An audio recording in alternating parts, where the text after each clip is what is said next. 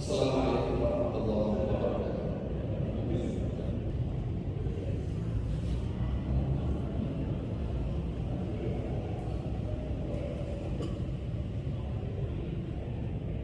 Alhamdulillahilladzi arsala rasulahu bil huda wa dinil haq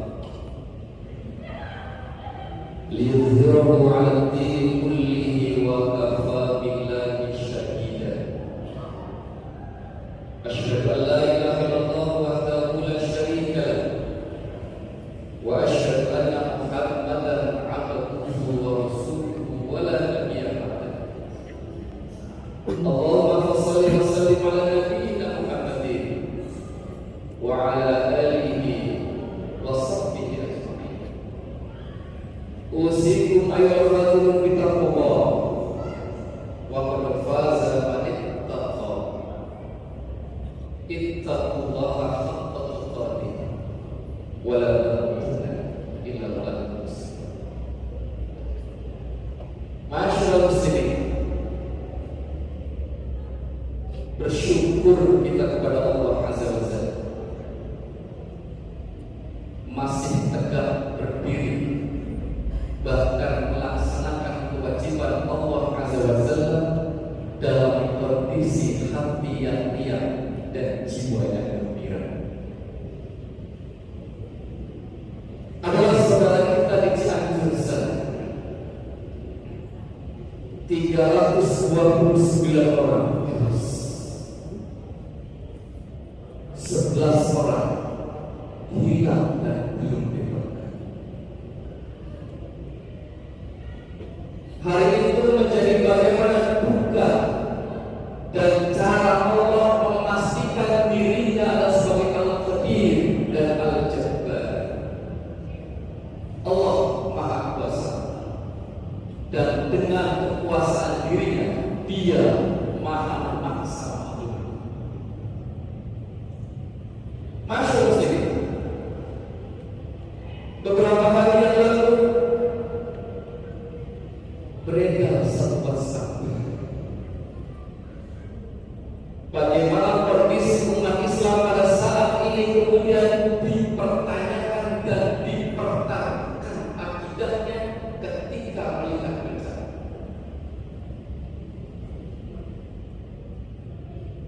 Muncul satu psikologis di dalam jiwa orang-orang beriman ketika menyikapi musibah. Yang pertama, kita umat Islam tiba-tiba menjadi pribadi-pribadi yang memiliki psikologis cukup. Satu perilaku di mana tiba-tiba kita menghubung-hubungkan tanggal dalam satu kejadian bencana. Padahal tegas Islam mengajarkan menjauhi at-tiyarah. Sekali lagi masyarakat, Islam mengajarkan menjauhi at-tiyarah, yaitu menghubung-hubungkan sesuatu angka dengan kesejahteraan. Beredar satu WhatsApp 2-3 hari, tanggal 26 itu menjadi tanggal yang sangat keramat dan melebihi tanggal 13. Diambil contoh saudara begitu ya, 26 Desember tsunami dahsyat di Aceh. 26 yang lainnya dalam catatan Al-Fatih itu terjadi gempa yang luar biasa di Jogja. 26 yang lainnya bahkan terjadi dahsyatnya gunung Merapi mengeluarkan berdus gembel yang sangat panas dan meluluh lantak 4 kabupaten di Jawa Barat. Dahsyatnya lagi dihubungkan dengan ayat 26 di dalam Al-Quran. Sekali lagi Islam tidak mengajarkan at-tiyarah, kesialan di dalam akal dan sesuatu.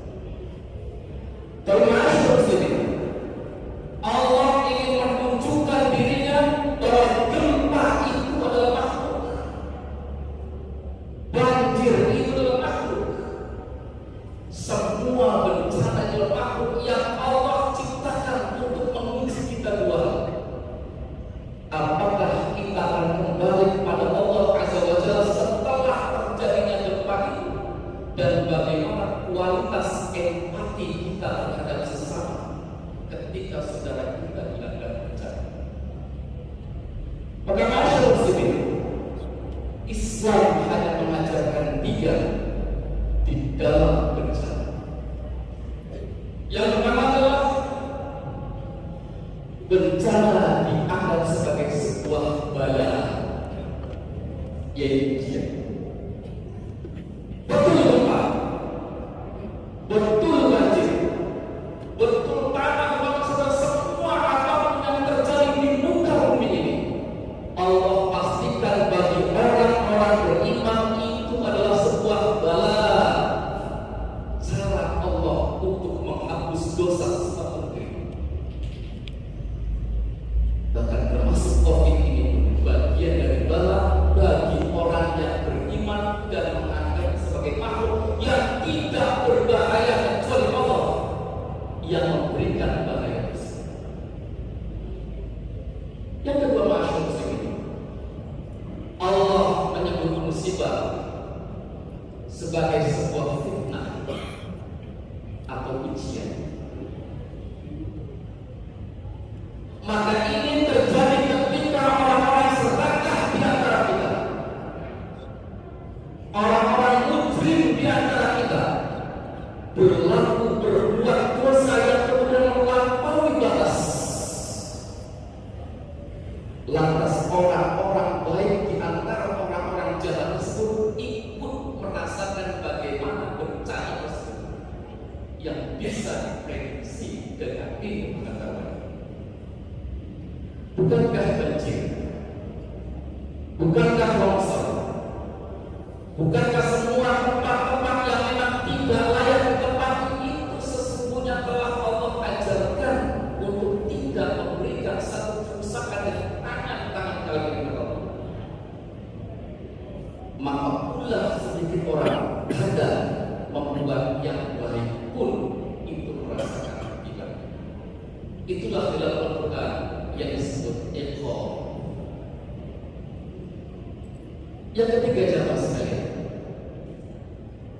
Allah menjadikan musibah bukan bala bagi orang-orang beriman, bukan iqra bagi orang-orang yang jahat yang melakukan kerusakan, tetapi diberikan pada para durjana untuk menghapus pendidikan dan membalik bumi itu sehingga mereka menjadi musnah yang dinamakan azab. Maka masyarakat muslimin, apakah kita merasa aman dari satu fitnah di Kalimantan Tengah ini?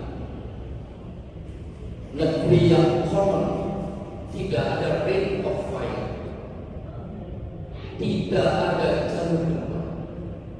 Pada masyarakat muslimin, bukankah Umar bin Khattab satu waktu di puncak Madinah dengan sepuncak-puncak, dan begitu takutnya khalifah berbuat di dalam prinsip-prinsip Amirul Mukminin, lalu menggenggam bumi Madinah sambil mengatakan, tenanglah wahai bumi, tenanglah wahai bumi, dan tenanglah wahai bumi.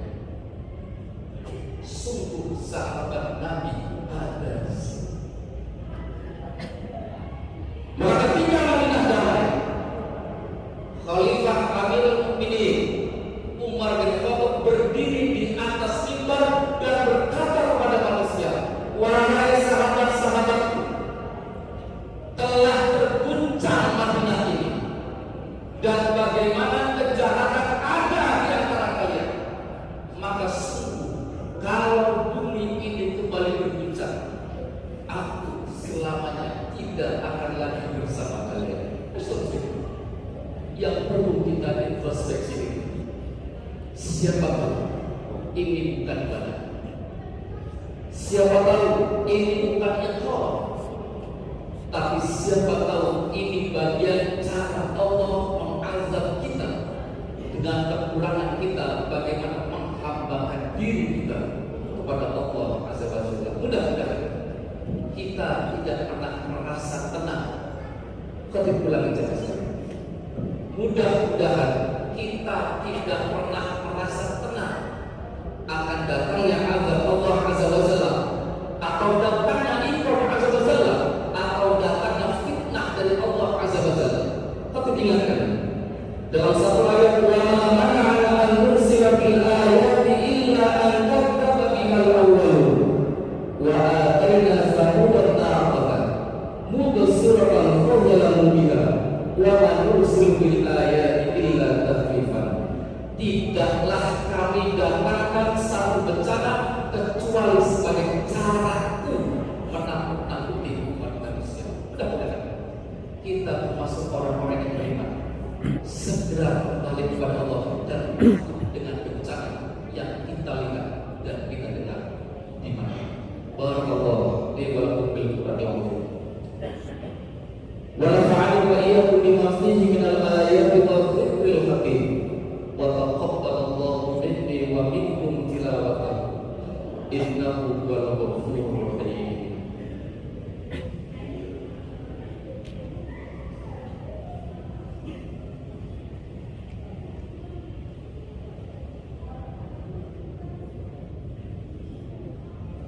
Alhamdulillahilladzi arsala rasulahu bil huda wa dinil haqq liyudhhirahu 'ala dini kullihi walau karihal kafirun. Asyhadu an la ilaha illallah wahdahu la syarika lahu wa asyhadu anna Muhammadan 'abduhu wa rasuluhu wa la nabiyya ba'dahu. Allahumma shalli wa sallim 'ala nabiyyina Muhammadin wa 'ala alihi wa sahbihi ajma'in. Usikum ayyuhal khalilun bittaqwallah wa qad faza man ittaqa. Ittaqullaha haqqa tuqatih. Ittaqullaha haqqa tuqatih wa la tamutunna illa wa antum muslimun. Masyaallah muslimin, pada khutbah kedua ini mari kita bersujud kepada Allah Azza wa Jalla. Itulah satu-satunya cara kita mengidentikan diri kita sebagai hamba Allah Azza wa Jalla, dan kelak itulah satu-satunya terkena di dalam hidup kita menghadap Allah Azza wa Jalla. Seberapa takut kita akan iqab Allah, seberapa takut kita akan azab Allah, dan seberapa takut semuanya itu kemudian datang kepada kita dan kita dalam kondisi apa ini. Mudah-mudahan seluruh jamaah Masjid Al-Tawf ini menjadi jamaah yang ingat kepada Allah, segera mengembalikan apa yang datang dari Allah. Betul-betul Allah Maha Kuasa untuk melakukannya. Jangan bilang kita yang jauh dari bencana, jangan bilang kita yang tidak mungkin gempa, dan jangan bilang bencana tidak akan datang kepada kita, karena kita di tempat yang Allah ketika berkehendak tidak ada satupun yang dapat menangkal dan menahan dirinya. Kita berdoa kepada Allah Azza wa Jalla. Innallaha wa malaikatahu yusholluna 'alan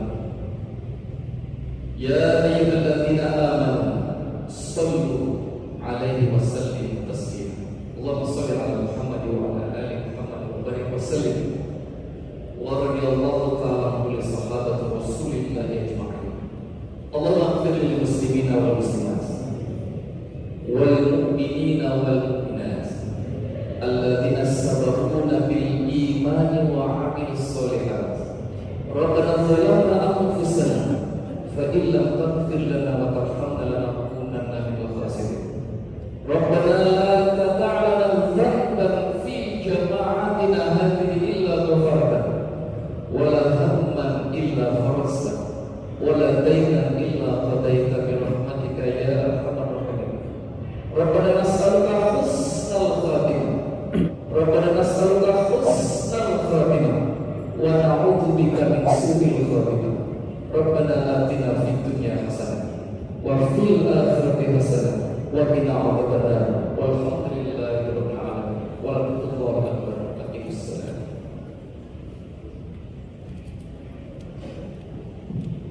Wow.